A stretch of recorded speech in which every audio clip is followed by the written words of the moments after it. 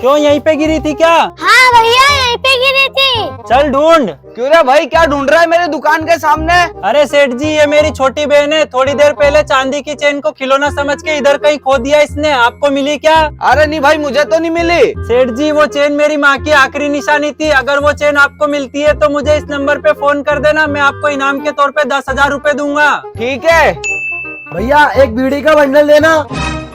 ओहो, चांदी की चेन। ओ भाई, ये चेन मुझे दे, ये चेन मेरी है। ओ सेठ जी, ये चेन तुम्हारे कहाँ से हुई? ये चेन तो उस भाई की है। मैंने तुम्हारी सारी बातें सुन ली थी। अरे भाई, वो तो मेरा रोज का कस्टमर है। ये चेन मुझे दे दे, मैं उसको लौटा दूंगा। सेठ जी, ये चेन मैं आपको दे दूंगा, इसमें मेरा क्या फायदा? फायदा?